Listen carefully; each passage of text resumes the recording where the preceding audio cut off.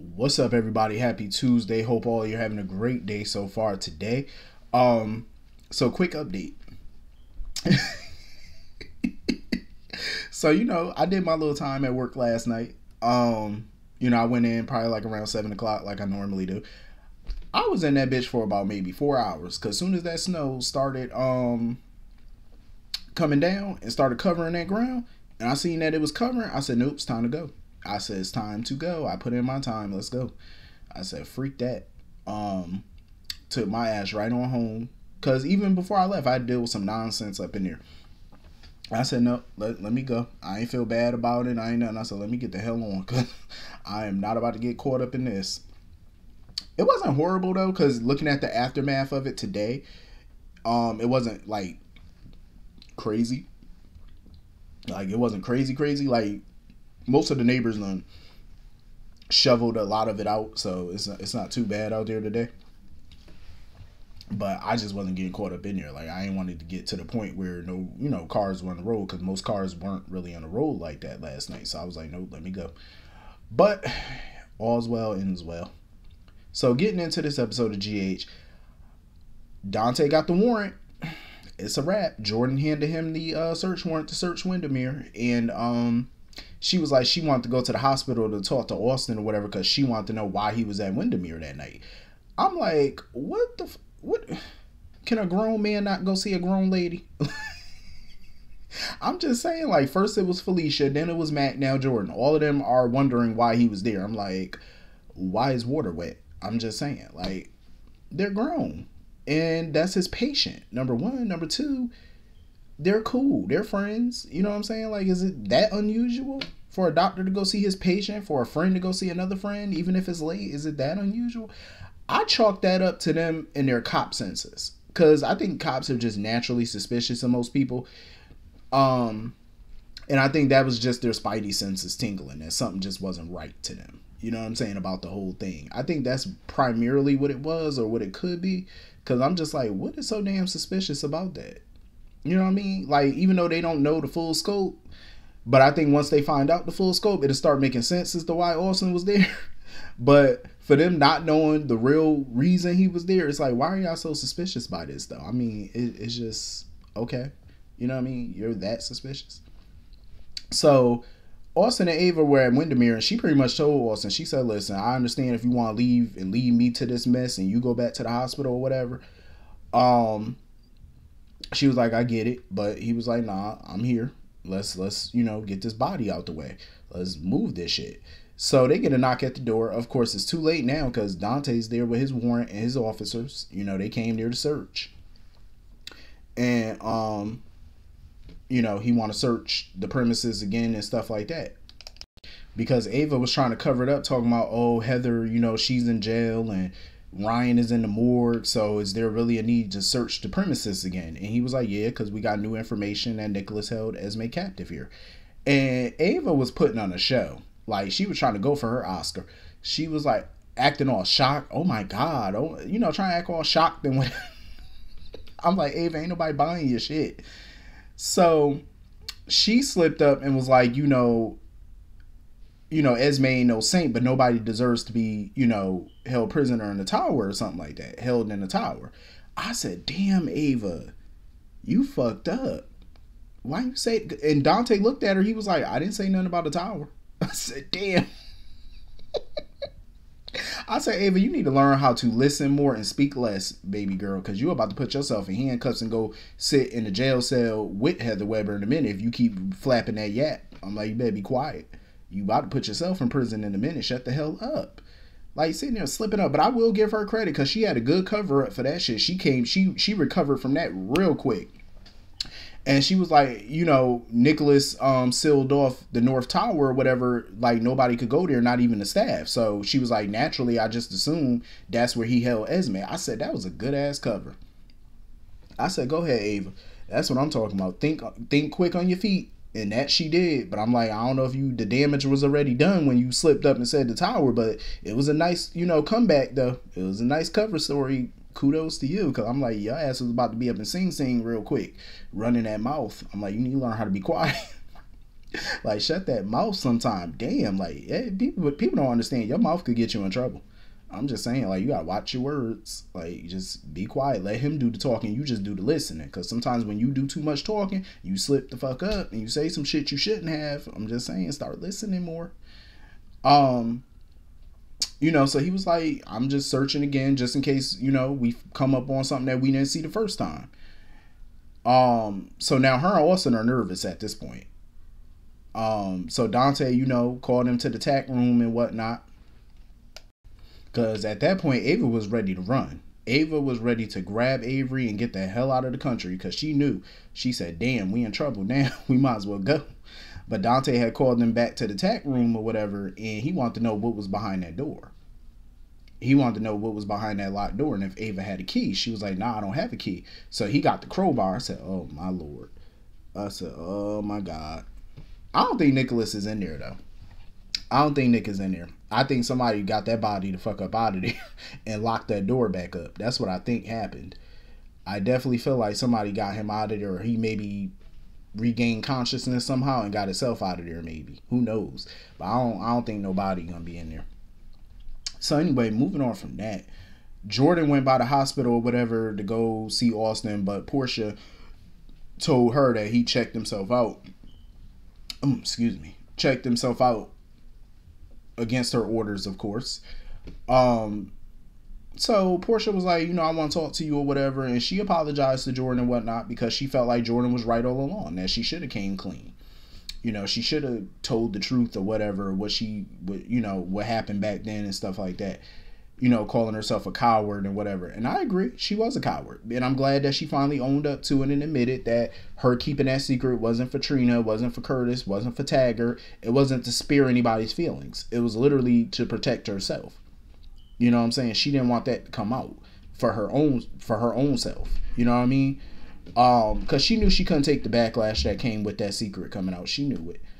And I'm glad she owned up to it. I said it's about time you being honest with other people, including yourself, that you were being a coward. I feel like Jordan was letting her off easy or whatever by saying, no, you're not a coward. You were protecting your family. You were this. I felt like Jordan was letting her off easy because Jordan could relate. On some levels, Jordan could relate to her because Jordan was pretty much in a similar situation with TJ and Sean and, Thomas and stuff like that. So I think she understood where, Portia was coming from and why she kept that secret. But also, Jordan needs to stop blaming herself for the disillusion of her marriage to Curtis. Like, she really do. Like, it takes two to, make a divorce happen. It's not always just one. It takes two. At the end of the day, they both made mistakes during their marriage. You know what I'm saying? And it ended. She just needs to move on and stop trying to blame herself. And I really want Jordan to separate herself from Curtis and Portia and their mess. You know what I'm saying? It's time for Jordan to move on with her life. I want to see her get some new love in her life. Some type of new romance. Because I feel like she deserves it. You know what I'm saying? She shouldn't just be wasting herself away every day at the PCPD being the commissioner. It's like work ain't everything. You know what I'm saying? I understand she loves her career and whatnot, but she needs to make more time out for herself and her personal life. You know what I mean? Life is moving. Everybody around her, getting married or they got somebody, and it's like you just straddling the fence, just, going to work every day. It's like, no, go get you some love and shit. As gorgeous as Jordan is, come on now, she deserves somebody. I'm like, we gonna find her an eligible bachelor. We need to get her on the Bachelorette.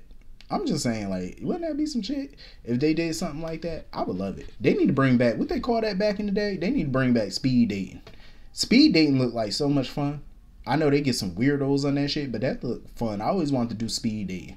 Cause I know that shit would be hilarious to me. I would do it for the fun of it, honestly. If I make a connection, cool, but I'd just be doing it for shits and giggles, honestly. Because you get some weirdos that sit across from you asking you all type of weird questions, talking about they got foot fetishes and shit. I'm like, yeah, take your little freaky deaky ass on somewhere. Ain't got time for that mess. So anyway, moving on from that. I'm gonna be real with y'all. I'm gonna be totally honest. I didn't give a damn about that Willow and Michael scene, to be honest. I mean, I love the Sasha portion of it. I didn't give a damn about Willow. I really didn't. And I want to. Cause I feel like this storyline is to make us to make us feel bad. I think this storyline is to tug at our emotional heartstrings, but this storyline ain't doing it for me. It's just my personal opinion. It's not coming across, I think, the way that they wanted it to. Not for me, it's not. I just don't feel one iota of sadness about this. Like, because every time it comes up, I just look at it. Every time it pops up on my TV screen, I just watch the storyline. I'm just like, I watch the scenes and I just roll my eyes like, okay. And I mute the TV. I don't even really pay attention to what they be saying. I just mute because I already know what they talking about. Oh, she ain't got much time left. Now she wants to do some type of little video message or whatever so Michael could show Amelia and Wiley and stuff one day and all that. I'm like, okay, boo hoo hoo. Dry your tears and just pull the dirt over you and just rest in peace, I guess. It might sound crass, but that's just how I feel about this shit. Like, I really do. Sasha came over and stuff like that, you know, and she was like, listen, I'm not here to lobby for Nina or nothing like that because she been good to me lately, but maybe she hasn't been good to everybody else, so I ain't here to talk to you about her. And, you know, Willow appreciated it because she was like, listen, I don't want to talk about her. She said, I don't want to spend whatever little time I got left talking about her. And that's what kind of pissed Sasha off because she was like, I really wish you would stop saying the little bit of time you got left. I mean, shit, what else is the girl supposed to say? She dying. What else she supposed to say? I mean, options are running dry at this point. They're running low. What else she supposed to do? You know, so Sasha just hates that kind of talk. And I get it. You know, and when Michael came back down and whatnot, he was talking about he wished that he had more time with Willow. And, you know, Sasha was like, shit, I wish I had more time with Liam and Brando, you know, but it didn't work out that way. So, you know, I'm glad Sasha moving on, and Sasha seems like she's in a much better place now. You know, she's getting stronger by the day, which is good. You know, she's there to be a light to others. You know, Michael wanted to make sure that this wedding was going to go off without hitch. He wanted to make sure that Willow gets everything that she wants. You know, whatever she wants in this wedding, she got it. I'm like, well, shit, when you Daddy Warbucks, hell yeah, she can get whatever she want. When you writing that big ass check for it, shit, I give you what you want too. Just say it. Like, you put a couple zeros on that bitch, you got whatever you want. Listen, you want me to feed you a grape, you got it. You know what I'm saying? You want me to slingshot that shit at you, you got it. You know, just put an extra zero on that check. And make sure you sign it now. Don't forget to sign. You know how people write your check, they forget to sign that shit. Then when you go to the bank, you can't cash the motherfucker because they didn't sign it. That's such an inconvenience. I'm like, you know what, bitches? I ain't got time for this. Write the check again. Add another zero for my inconvenience. I'm just saying. So anyway, moving on from that mess. I love the scenes between Curtis and Trina. I really did. And I understood both points of view. Curtis really wants to know, is Trina really his daughter? He really wants his DNA test. And she acknowledges that he wants it. And I think a part of her wants it too. Especially she made it sound like too that she wanted it for medical purposes. Just in case something happened medically. She has those answers. But she feels like getting that DNA test, she's betraying Taggart. And Curtis understood. You know, that's very understandable. But for me, I feel like Taggart probably want to know too. In the back of his mind, he might not say it, but I think deep down he want to know. Because if they don't get the test, it's always going to be that lingering question. It's always going to be, every time Curtis looks at her, he always going to wonder, like, is that my child? Every time she look at him, is that biologically my dad? And Taggart always going to wonder. You know what I'm saying? It's like, why not just answer that question? Get it out the way. You know what I'm saying? I don't feel like it's an act of betrayal to get a DNA test just to be sure. You know, just to finally put this behind y'all. You know what I'm saying? And Curtis totally understood where Trina was coming from. He said, you know, DNA or no DNA, he knows that Taggart is her father. You know what I'm saying? For all intents and purposes, that's her father. You know what I'm saying? So I'm glad that they acknowledge that, you know, because that's important too. You know what I'm saying? I don't think Curtis is trying to, you know, take over Taggart's territory or nothing like that. I think he just wants to be there. He wants to be an add-on. You know, there's nothing wrong with having extra love, you know, and that's what comes with having another parent. It's just more love, you know, more support, you know, which is good. You know, you can't go wrong. So I think she would be lucky to have two dads because most people ain't got one. You know what I'm saying? Like, most people ain't got one. So it's good to have that. It's great. So hopefully she decides to do the test. You know, and I respect that he wanted, even though Curtis wanted to do this, he didn't push her. You know, he didn't demand that they get it done whether she wanted to or not. You know, he's taking this one day at a time. He's taking it slow, and he's doing it on her time. He's like, listen, you know, whenever you want to do the test, you let me know, and we can do it. So I really hope that they do. So we can finally get these damn answers and they can finally, solve this little mystery and everybody's question is answered and we ain't got to ask that question no more. They finally get some confirmation on this. So moving on from that, Elizabeth needs to stop feeling guilty. Oh, I feel guilty by throwing Nicholas on, putting this all on Nicholas. Are you stupid? I totally agree with Scott. Like, girl, count your blessings and move the hell on. Like, you free. You know what I'm saying? Like, come on now. You're free. And I totally get where people was coming from in the comment section, because this is definitely some privilege shit. Even though it's a TV show, it's privilege, because I do see people, if it was a minority person, they wouldn't have got no sweet ass deal like this. I'm just saying, not many do. I did, however, see a football player recently who beat up on his girlfriend. I do remember that video. I think it was from a year ago. Beat the shit out of her. He was a black man too. Beat the shit out of her. I mean, I watched that video and just was clutching my chest at how he was throwing her around, because this is a big 300-pound fucking football player with this little ass woman. Tossing her around into the TV and all that type of shit. The judge only gave that man 6 months in prison. I said 6 months, and it's a black man. Even I said, no, you need to throw his ass under the jail. I don't like domestic violence. I don't play that mess. And the way he beat on her, I said, Lord help her.